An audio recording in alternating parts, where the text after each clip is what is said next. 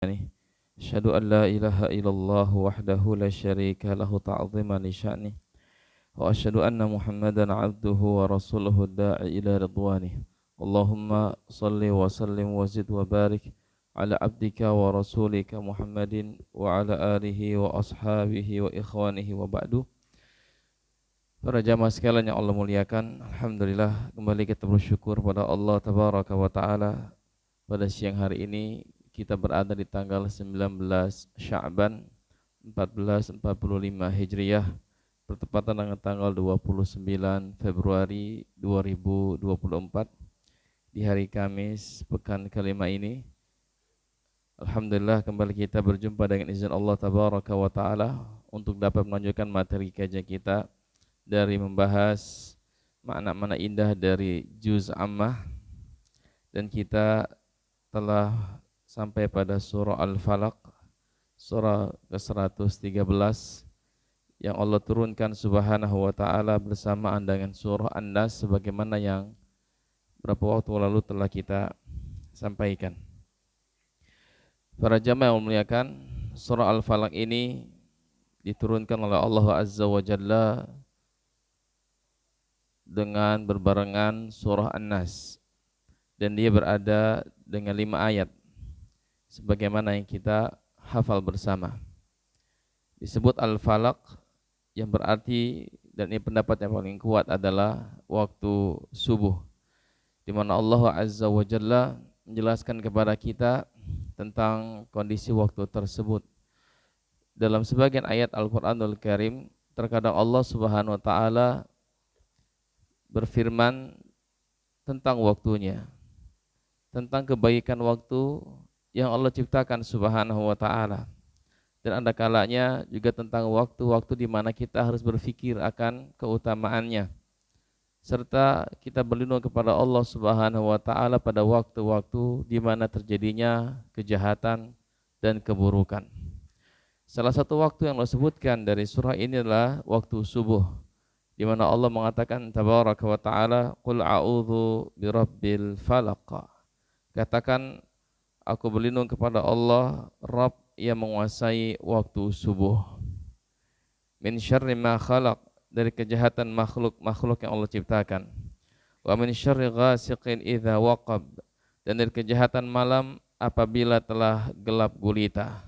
Wa min syarri naffatsati fil 'uqad, dan dari kejahatan wanita-wanita tukang sihir yang menghembus pada buhul-buhul sihir tersebut.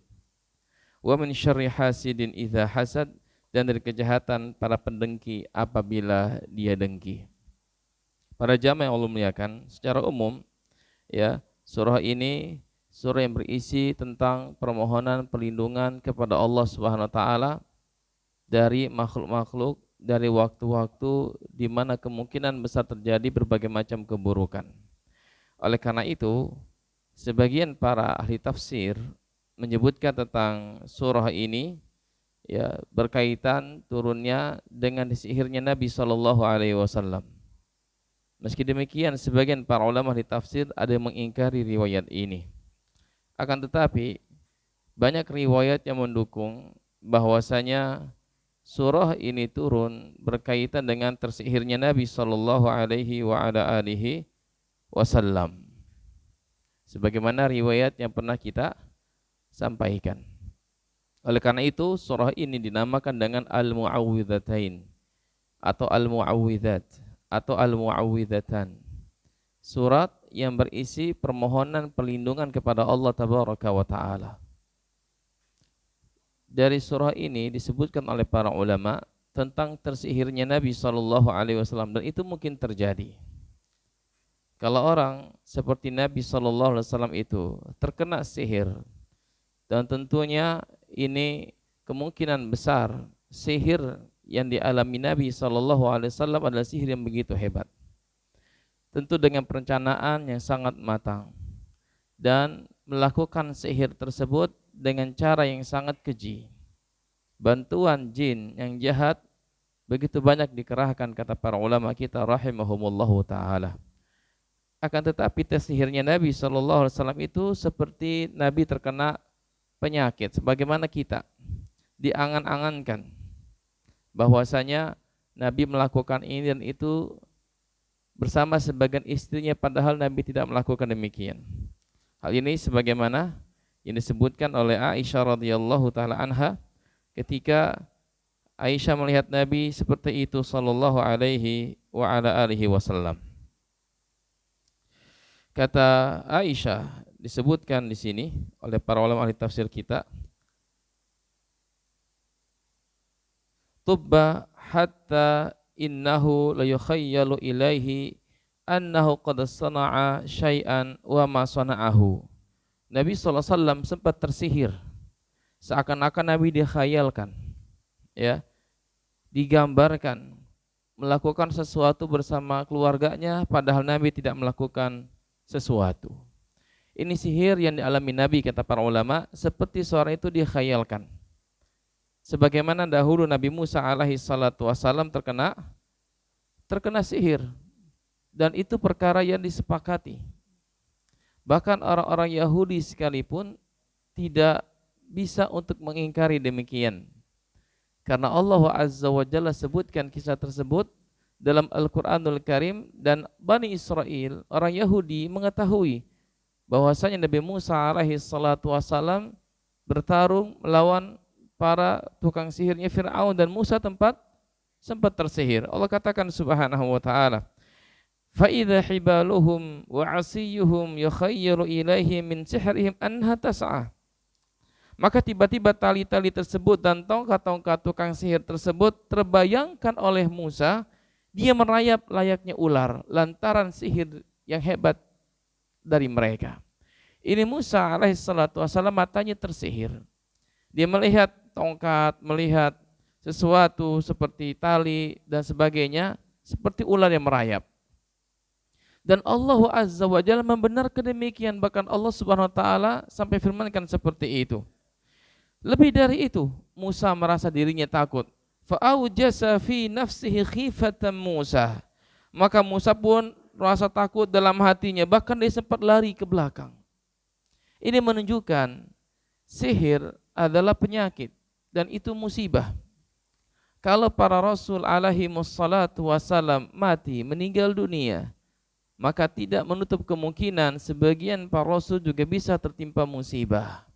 Bahkan Rasul-Rasul sebelum Muhammad SAW ada yang terkena musibah. Di antaranya Ayub alaihi salatu wassalam terkena penyakit sampai 18 tahun. Ya, ini menunjukkan para Rasul juga kemungkinan besar bisa terkena sihir. Tapi sihir mereka yang dialami oleh para Rasul alaihi salatu wassalam maksudnya adalah seperti seseorang dikhayalkan melakukan sesuatu padahal tidak melakukan sesuatu.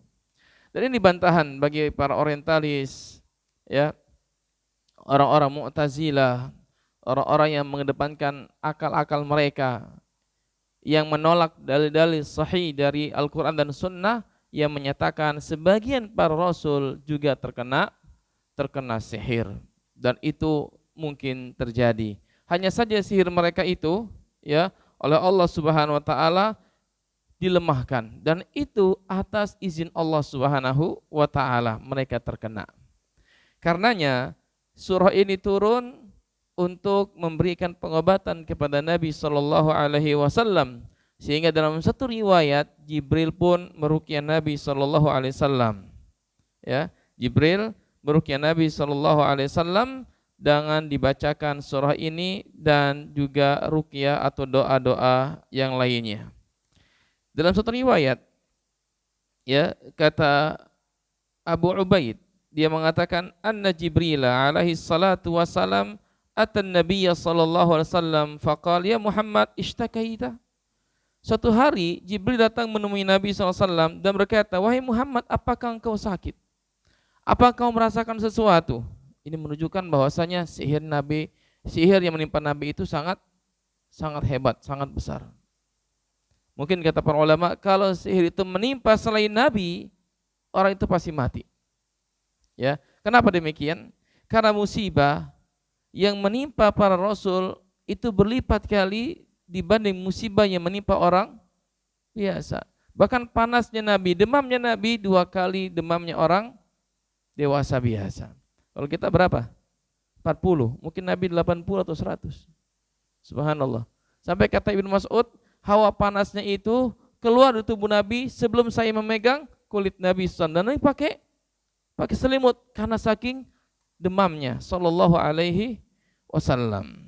Maka Jibril tanya, "Istakaita, engkau sakit Muhammad, engkau merasakan sesuatu?" Qala na'am. Iya, saya merasakan sesuatu. Faqal, "Bismillahi arqika min kulli syai'in yu'dhika min syarri kulli nafsin aw 'ainin hasidin, Allahu yashfika, bismillahi arqika wallahu yashfika." Ini doa jamaah.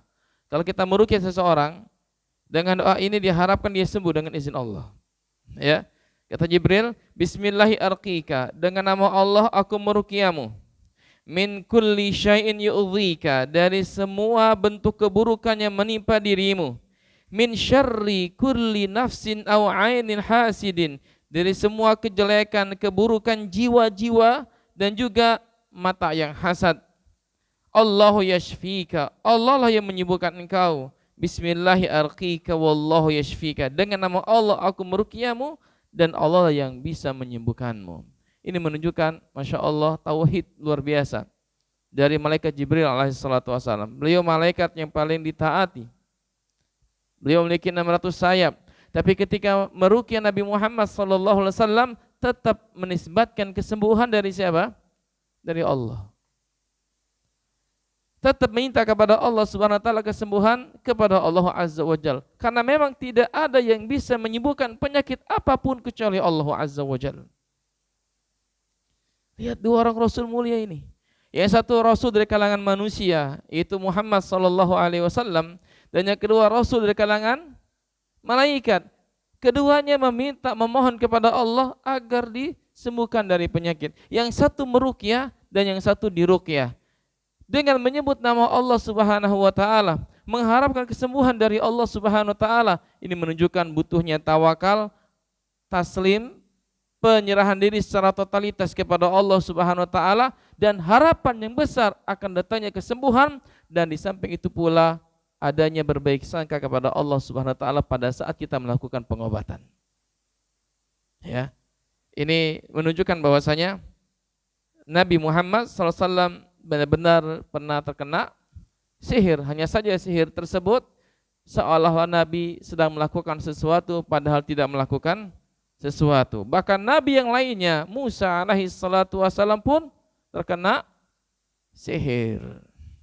Ya, dan ini perkara yang dimaklumi. Oleh karena itu jangan didengarkan argumentasi sebagian orang yang menolak hal ini hanya dengan logika mereka yang lemah.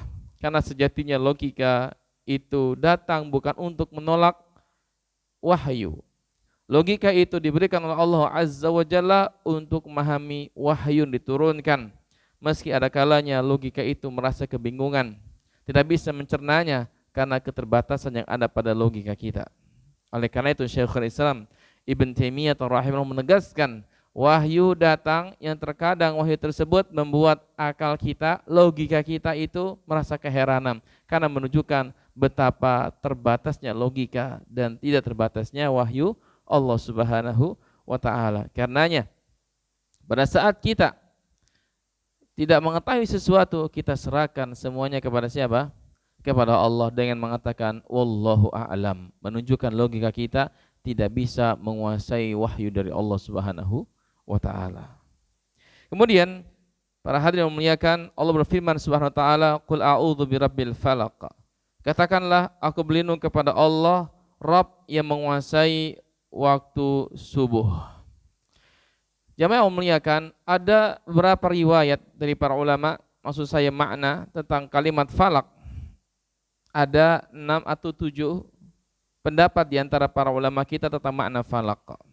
Yang pertama, falak artinya adalah makhluk. Artinya kita berlindung kepada Allah Subhanahu wa taala dari semua makhluk yang Allah ciptakan. Karena makhluk yang Allah ciptakan berpotensi melakukan keburukan kepada kita atau bahkan kita sendiri berpotensi melakukan keburukan. Yang kedua, ada yang mengatakan bahwasanya falak artinya adalah wadin fi jahannam, satu lembah neraka jahanam. Ngeri ya? Jadi jahanam itu memiliki lembah jamaah. Bahkan sebagian ulama ada menafsirkan salah satu nama lembah di jahanam adalah Wail. Ya, neraka Wail itu lembah di jahanam. Ada juga mengatakan lembah itu lembah yang berisi berbagai macam cairan siksa api jahanam dari para orang-orang kafir, ya, yang keluar dari semua lubang yang ada pada tubuhnya, lubang hidungnya, lubang kemaluannya, telinganya, mulutnya, lalu air itu keluar dan diminum oleh para penghuni neraka jahanam, waliyadzubillah. Kemudian yang ketiga, falak mananya adalah sebuah penjara di neraka jahanam. Yang intinya jamaah memuliakan, di jahanam itu banyak sekali perkara-perkara yang menakutkan.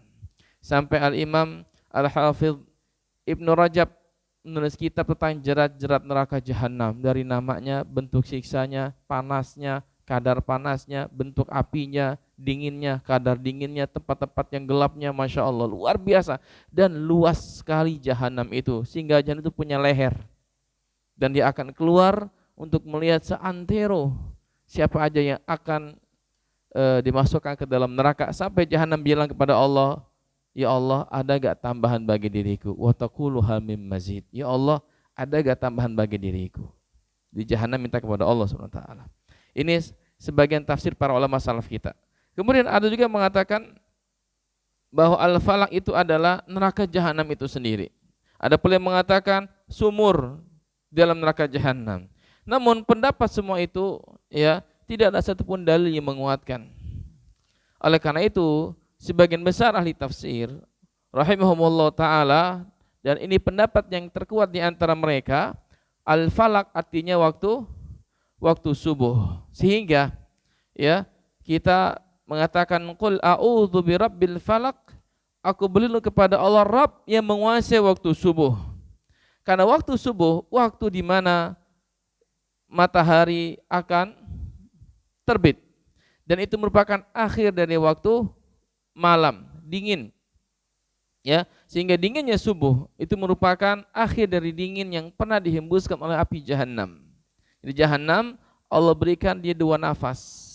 Pertama nafas panas, yang kedua nafas dingin. Kalau panas sekali, maka itu hembusan api jahanam yang Allah izinkan dia bernafas dan menghembuskannya. Kalau dingin sekali, maka itu juga merupakan nafas dan hembusan jahanam mengeluarkan hawa yang sangat dingin. Oleh karena itu, kedua-dua hal ini, panas dan dingin, merupakan hembusan atau nafas dari neraka jahanam.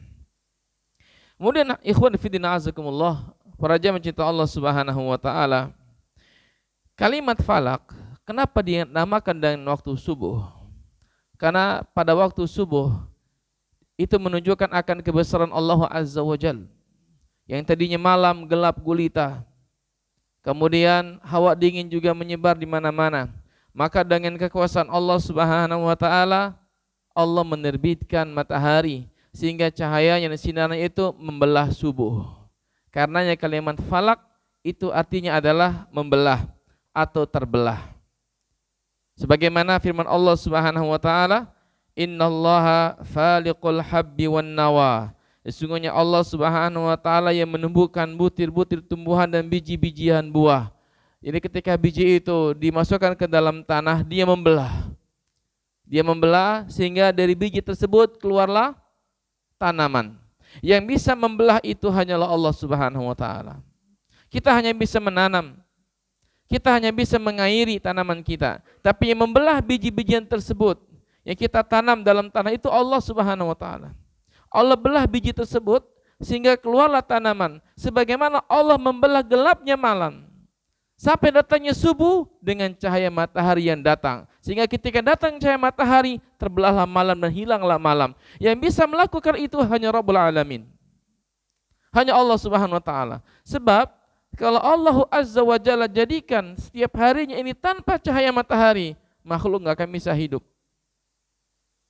Atau sebaliknya Allah Subhanahu wa taala menjadikan hari-hari kita semuanya malam, tentu kita enggak akan bisa hidup. Kita butuh cahaya matahari. Sebagaimana kita juga butuh malam untuk beristirahat. Apa kata Allah? Wa ja'alna naumakum subata. Kami jadikan malammu, tidurmu sebagai istirahat. Karenanya yang bisa melakukan hal ini, membelah malam menjadi pagi, mendatangkan malam setelah pagi dan siang, hanya Allah Subhanahu wa taala. Karenanya Allah Azza wa Jalla perintahkan Nabi Muhammad SAW untuk qul a'udzu birabbil falaq. Aku berlindung kepada Allah, Rabb yang menguasai waktu subuh. Karena sejatinya tidak ada yang bisa menghilangkan gelapnya malam, mendatangkan siang, kecuali Allah Subhanahu wa ta'ala. Kemudian juga makna falak artinya al-isbah, pagi. Ya, Allah katakan faliqul isbah, dialah yang menyingsingkan pagi, yang membelah pagi. Dengan apa? Dengan gelap. Tadi malam dibelah menjadi terang, sekarang siang dibelah menjadi malam. Masya Allah, berbalik sekarang. Semua itu yang bisa melakukan hanya Rabbul Izzati wal Jalal, yaitu Allah Azza wa Jalla. Oleh karena itu para jamaah memuliakan, kenapa Allah Subhanahu wa taala mulai kalimat ini dengan kalimat qul a'udzu.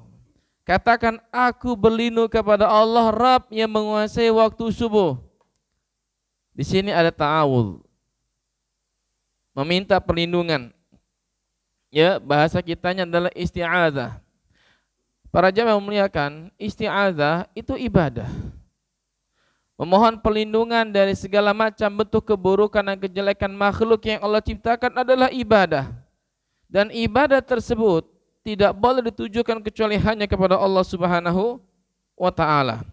Para ulama kita menyebutkan tentang makna isti'adzah.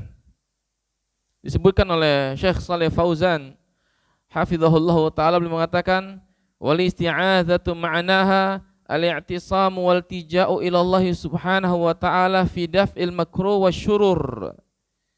Isti'adzah itu adalah memohon perlindungan dan kembali kepada Allah Subhanahu wa ta'ala untuk menolak berbagai macam perkara-perkara yang tidak kita sukai dan perkara-perkara yang buruk. Kembali kepada Allah, sejatinya apa? Sejatinya tidak ada yang bisa menolak keburukan dan menghadirkan kemanfaatan atau sebaliknya kecuali Rabbul Izzati wal Jalal, Allah Subhanahu wa taala. Karena memohon perlindungan ini masuk dalam konteks ibadah, bahkan ibadah yang besar. Dan itu ibadah hati jamaah.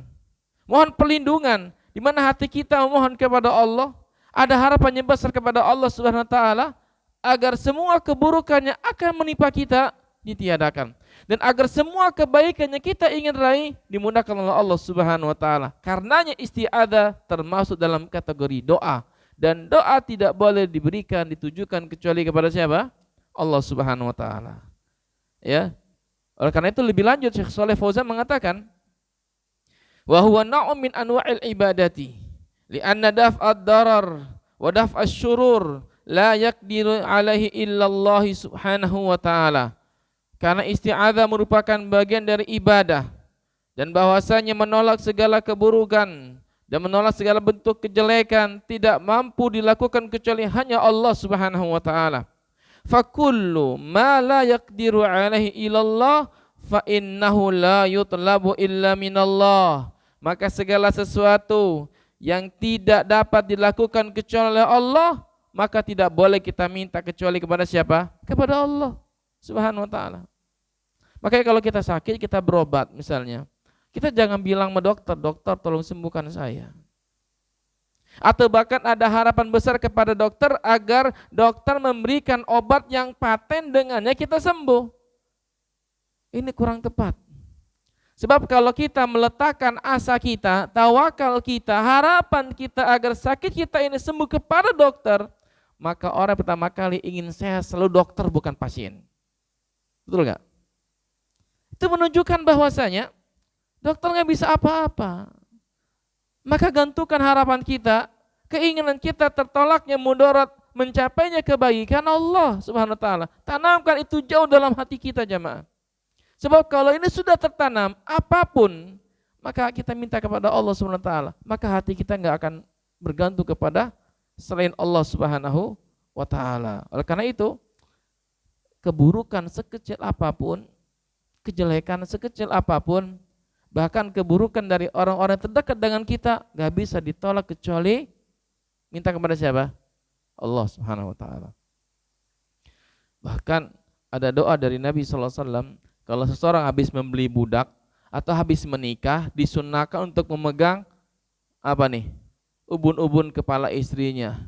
Apa doanya? Allahumma inni as'aluka khairaha wa khaira ma jabaltaha alaih wa a'udzubika min syarriha wa syarri ma jabaltaha alaih. Ya Allah, sesungguhnya aku mohon kepadamu kebaikan dari istriku ini dan kebaikan dari apa yang kau ciptakan dia di atasnya. Dan aku berlindung kepadamu ya Allah dari keburukan istriku ini yang telah kau ciptakan dengan keburukan tersebut. Artinya keburukan itu ada.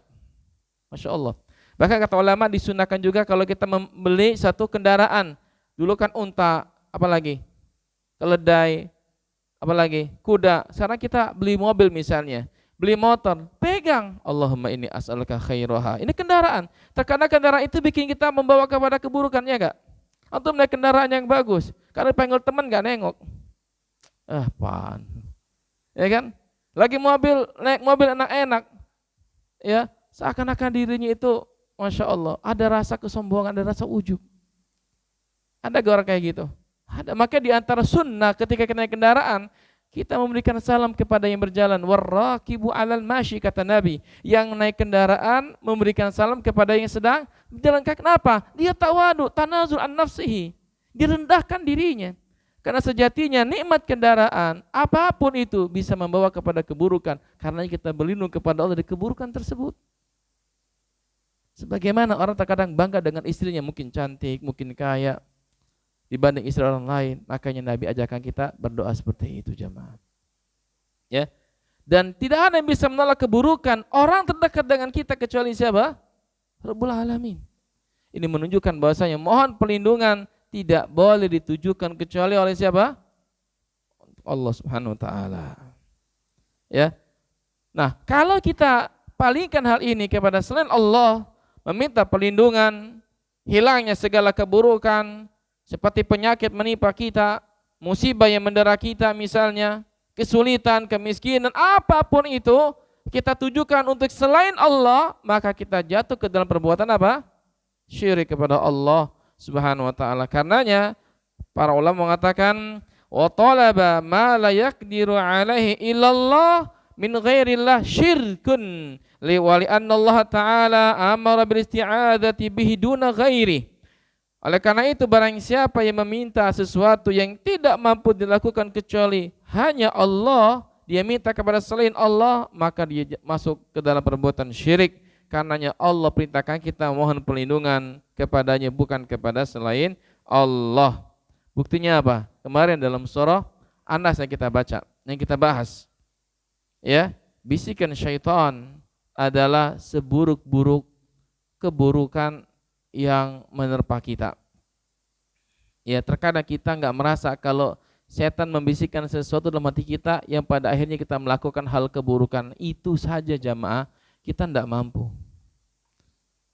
Ya, karena kita merasa oke-oke aja, baik-baik aja, padahal setan sedang apa? Menggoda hati kita untuk melakukan keburukan. Mungkin kalau keburukan di luar, kita lagi jalan ada mobil kencang, ya kita kan secara akal sehat enggak mungkin kita malah ingin ditabrak mobil, nggak mungkin. Tapi terkadang keburukan yang ada pada setan menyerang hati kita, kita nggak mampu untuk mencegahnya kecuali Allah Subhanahu wa taala. Ini menunjukkan betapa diri kita ini lemah. Dan Allah mengatakan wa khuliqal insanu dha'ifa, dan manusia diciptakan dengan penuh kelemahan, sehingga bisikan yang ada pada hatinya untuk melakukan suatu perbuatan yang buruk, yang haram, dia nggak bisa cegah kecuali dengan pertolongan Allah Subhanahu wa taala. Karenanya Allah perintahkan kita berlindung dari segala macam bentuk keburukan. Ya, keburukan tersebut nggak akan mungkin bisa kita halau kecuali dengan mohon pertolongan pada Allah Subhanahu wa taala. Jelas ya? Ayat kedua kata Allah Subhanahu wa taala, min syarri ma khalaq, dari kejahatan makhluknya. Kalimat ma di sini min syarri alladzi khalaq. Ma artinya alladzi, yaitu isim mausul. Sehingga artinya mencakup berbagai macam bentuk ciptaan yang Allah ciptakan.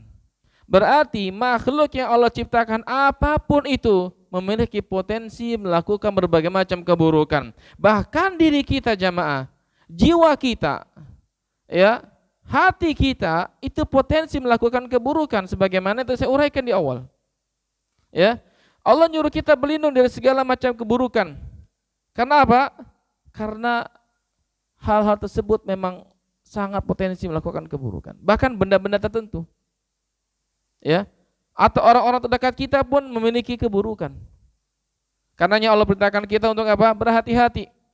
Dalam surat At-Taghabun Allah mengatakan, ya ayyuhalladzina amanu inna min azwajikum wa auladikum aduwwal lakum fahdharuhum.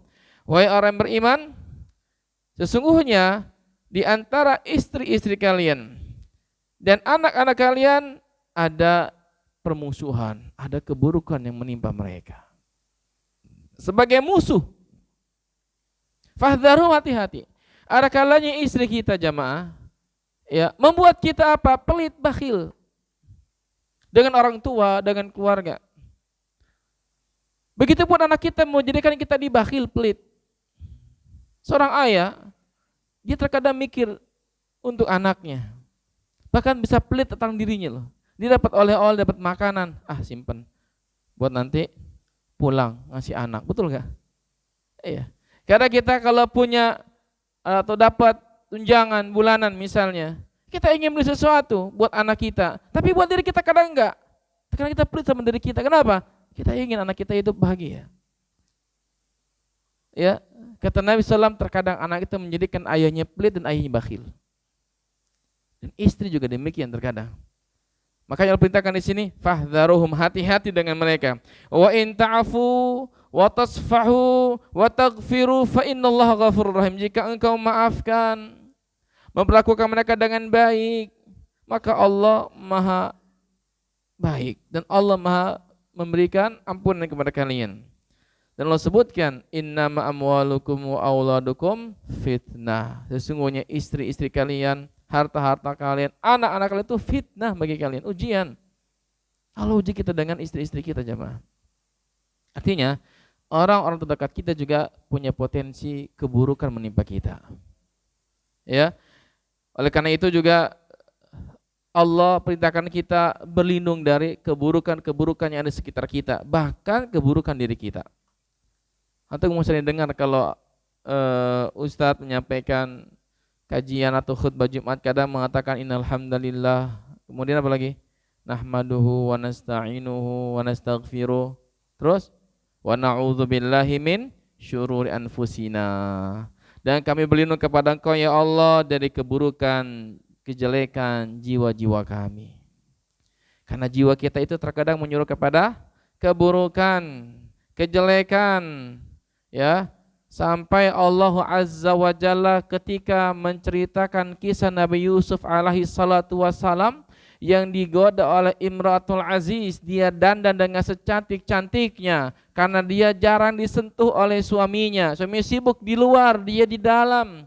Yusuf tumbuh dewasa sebagai laki-laki yang begitu tampan, maka seluruh pintunya ditutup. Tidak ada yang berani masuk kecuali Yusuf sama wanita ini. Yusuf pun ingin dan wanita ini juga ingin. Sampai di situ tidak. Hampir terjadi perzinahan. Yusuf pun lari. Sampai pada akhirnya baju belakangnya robek ditarik oleh wanita tersebut. Maka Yusuf pada akhirnya pun dipenjara. Sebelum dipenjara, Allah Azza wa Jalla uji Yusuf lagi. Karena masalah ini terdengar oleh para wanita-wanita di seluruh Mesir. Maka wanita-wanita yang menjadi teman bagi wanita ini pun ya diberikan ujian untuk datang melihat bagaimana tampannya Yusuf, dikasih buah dengan pisau untuk memotongnya, sehingga mereka pun terfitnah. Akhirnya melihat Yusuf begitu tampan, dia enggak engeh, tangannya pun teriris. Setelah itu Yusuf digoda lagi. Kata sebagian tafsir, wanita ini minta kepada Yusuf untuk menemani dirinya. Udah jangan sama Zulaikha atau bahasa kitanya itu ya. Jangan sama dia, sama saya aja, saya lebih cantik, saya lebih kaya. Yusuf enggak mau. Yang ini mengatakan, udah sama saya aja. Yusuf digoda dari setiap wanita yang hadir di kala itu. Subhanallah. Siapa yang kuat kayak gitu jamaah? Apalagi Yusuf itu laki-laki dan ini adalah masih perjaka bahasa kitanya ya. Masih bujangan kan gitu. Begitu dia tampan dan jauh dari kampungnya, dari orang tuanya, dari keluarganya, sehingga kalau Yusuf melakukan perbuatan buruk, keluarganya nggak tahu. Di negeri asing dia itu. Ditambah lagi dalam istana dirawat seorang wanita yang cantik yang hanya dia berdua saja di kamarnya. Subhanallah. Siapa yang mampu melakukan demikian kalau bukan Rasulullah SWT? Kalau bukan pertolongan Allah Azza wa Jalla juga demikian. Ya. Makanya Allah mengatakan innan nafsa la ammaratun bisu illa ma rahima rabbi. Sesungguhnya nafsu itu, jiwa kita ini jamaah, selalu menyuruh kepada kejahatan kecuali nafsu yang dirahmat oleh Allah Subhanahu wa taala. Berarti ada jiwa, ada nafsu di mana menyuruh kepada keburukan. Dan ini wakil terjadi. Ya. Dan sering kita dapati jiwa kita juga kadang merontak kayak gitu. Lagi asyik tidur, Allah panggil kita untuk azan, untuk sholat subuh berjamaah. Udah hujan lagi, kamarnya ber-AC. Masya Allah. Masjidnya jauh, gelap lagi. Datang nggak tuh ke masjid? Wah. Hah?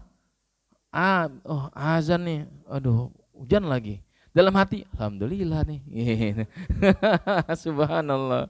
Ya, padahal Nabi katakan apa SAW? Basyirinal masya'in fi dhalam bin nuritam yaumul qiyamah. Kabar gembira bagi mereka yang suka berjalan di tengah malam. Kata ulama, menjemput salat subuh datang ke masjid. Dengan apa? Dengan cahaya sempurna nanti pada kiamat. Kata sebagian ulama salaf mengatakan Allah berikan cahaya sempurna ketika melewati sirat. Jadi pahala salat subuh Allah kasih cahaya sempurna agar orang yang tersebut bisa lewat di atas sirat dengan penuh cahaya dari Allah. Itu faedah salat subuh. Makanya kalau kita salat subuh itu, Masya Allah itu ganjarannya besar jamaah. Hanya orang-orang yang kuat, bukan sebatas kuat fisiknya, tapi kuat imannya. Dia mengalahkan ngantuknya, capeknya untuk menyebut 2 rakaat subuh yang lebih hebat dibanding dunia berikut isinya, kata sebagian para ulama. Rakaatul fajr khairu minad dunya wa ma fiha. 2 rakaat subuh lebih hebat, lebih barakah, lebih baik dibanding dunia berikut isinya. Meski demikian sebagian salaf menafsirkan 2 rakaat sebelum subuh. Terkadang kita tertawa dengan hawa nafsu kita jemaah. Kalah kita dari nafsu kita. Ya. Kemudian Allah mengatakan juga subhanahu wa ta'ala wa min syarri ghasiqin idza waqab, dan dari kejahatan malam apabila telah gelap gulita. Kenapa demikian? Karena ketika malam ruh-ruh jahat, jin-jin yang jahat, para syaitan itu menyebar. Karenanya ketika datang malam sempurna, malam gelap itu, datang maghrib, kata Nabi, tutup pintu rumahmu, tutup semua tempat-tempat makan dan minummu, bacakan bismillah padanya, tutup jendelamu, karena sungguh syaitan tidak bisa masuk ke suatu tempat di mana ketika menutupnya dengan baca basmalah. Dalam satu hari sebutkan, tahan anak-anakmu, jangan diberikan keluar. Kenapa? Karena setan sedang berpencar di kala itu. Apalagi sampai larut malam, benar-benar datangnya bintang, datangnya bulan, maka ruh-ruh jahat benar-benar menyebar, kata Nabi SAW. Dan kita berlindung kepada Allah dari kejahatan di waktu tersebut. Karena memang kejahatan menyebar di kala tersebut, di waktu tersebut. Ya. Oleh karena itu, para jamaah memuliakan, di sini menunjukkan malam itu merupakan aktivitas kejahatan mulai menyebar. Bahkan banyak sekali perbuatan buruk, perbuatan jelek, kesyirikan, perzinahan, pembunuhan, pencurian, pembegalan terjadi di waktu malam yang tidak terjadi di waktu siang kecuali sedikit. Karenanya waktu malam merupakan malam di mana waktu yang menyebarnya berbagai macam keburukan, dan kita berlindung kepada Allah Subhanahu wa taala di waktu tersebut. Dan Allah mengatakan lagi Subhanahu wa taala, wa min syarrin naffatsati fil 'uqad, dan dari kejahatan wanita tukang sihir yang menghembuskan pada buhul-buhul. Ini menunjukkan sihir yang dilakukan oleh para wanita itu lebih hebat dibanding sihir oleh laki-laki. Kenapa jemaah? Karena wanita, kata sebagian ahli tafsir, kalau dia melakukan sihir itu timbul dari kebencian hati yang paling dalam. Wanita kalau udah benci banget. Makanya sihir yang paling hebat itu sihirnya yang dihembuskan oleh para wanita. Disebutkannya wanita di sini karena dahulu tukang sihir, nenek sihir, ya bahasa kitanya, para wanita. Bukan berarti sihir laki-laki enggak ada, cuman lebih ma'rufnya kalangan wanita. Bahkan Nabi disihir oleh anak-anaknya Labid bin Al-A'sam. Jadi bapaknya membuat buhul, anak-anaknya Labid yang meniup dengan sedikit air ludahnya. Dihembuskan, maka Nabi pun terkena sihir. Dan itu waktunya 6 bulan. 6 bulan jamaah. Selama 6 bulan. Lalu di 3 hari terakhir ini Nabi benar-benar merasakan sakit. Dikhayalkan Nabi melakukan sesuatu. Itu menunjukkan selama 6 bulan itu mereka terus menyihir Nabi SAW dan efeknya mungkin kecil. Ketika 3 hari terakhir ini sebelum turunnya ayat ini atau surah ini, terasa Nabi melakukan ini, melakukan dulu, menunjukkan mereka terus melakukan sihir kepada Nabi SAW. Yang terakhir jamaah, Allah mengatakan subhanahu wa ta'ala, wa min syarri hasidin idza hasad, dan dari kejahatan pendengki apabila ia dengki. Dengki, hasad artinya benci terhadap nikmat yang Allah anugerahkan kepada pihak lain. Benci saja kepada seseorang yang Allah kasih nikmat, itu sudah hasad, itu sudah dosa, bahkan itu dosa besar. Apalagi kita menginginkan agar nikmat tersebut hilang dari sahabat kita, hilang dari saudara kita, itu dosanya lebih hebat lagi dibanding yang pertama. Makanya hasad ini adalah penyakit jemaah. Makanya Allah Azza wa Jalla perintahkan kita berlindung dari sifat hasad. Maka penyakit pertama yang menyerang makhluk di langit adalah penyakit hasad, menyerang iblis. Dan hasad juga Allah turunkan efeknya menyerang sebagian anak Adam, maka lahirlah pembunuhan antara Qabil dengan Habil. Bahkan banyak hasad ini menimbulkan keburukan sesama teman kerja, sesama rekan kerja, sesama tetangga, bahkan di antara keluarga kita, anak-anak kita ada yang terkena penyakit hasad. Kenapa kita katakan kita? Sebab Allah sebutkan kisah hasadnya keluarga Yakub yang menimpa sebagian anak-anaknya, yang menimpa Yusuf alaihissalam. Gara-gara hasad sebagian anak Yakub, Yusuf pun mau dibunuh, dilemparkan ke dalam sumur. Lihat, ini hasad bahaya. Ya, maka harus dihilangkan hasad itu. Nah, kita berlindung kepada Allah dari sifat hasad, bahkan barangkali hati kita kena hasad, waliyadzubillah. Oleh karena itu kata Syekhul Islam, hasad itu penyakit semua orang. Baik orang yang baik atau orang yang buruk, orang yang mulia atau orang yang buruk. Tapi orang yang mulia menyembunyikan hasadnya.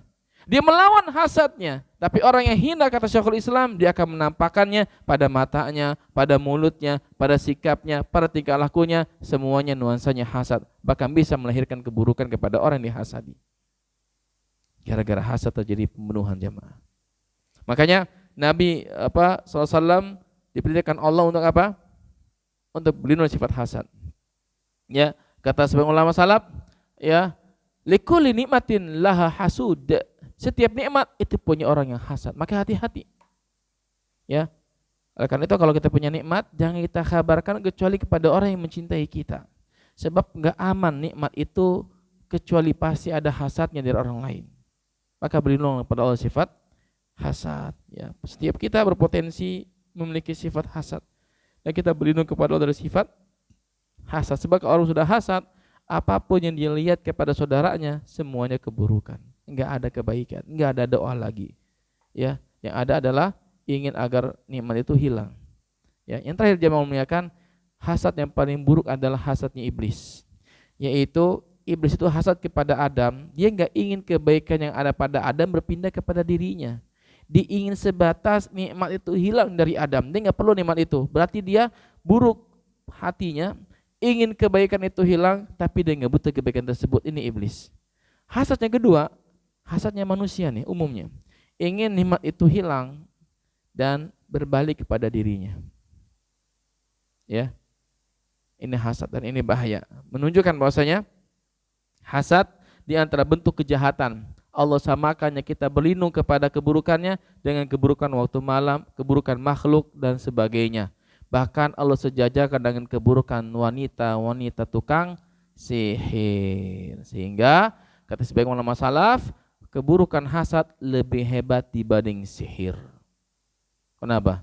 Kalau sihir butuh jin yang jahat, butuh buhul, butuh tukang sihir, dukun dan orang yang melaporkan. Tapi kalau hasad cuma ngelihat, hati kita penuh amarah dan benci, mata kita melototinya dengan penuh kebencian dan hasad, mulut kita mengatakan 1-2 kalimat, maka bisa jadi orang yang dilihat itu menjadi sakit, bahkan bisa meninggal dunia.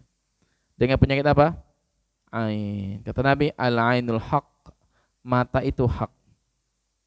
Mata itu hak, sehingga ada pengobatan di mana untuk mendeteksi satu penyakit dilihat dari mata. Ya, lihat dari mata itu bisa terlihat. Bahkan ada ilmunya. Ya, ada ilmunya. Antum kalau berobat di satu namanya bekam, itu terkadang di foto matanya dilihat, oh penyakit ini ada di situ. Kata Nabi, al ainul haq, mata itu hak. Allah taala alam. Sampai di sini baik kok. 1 jam 1 nggak ada pertanyaan ya. Cukup ya. Nanti kita sambung lagi di Ramadan, ada kajian insyaallah ya.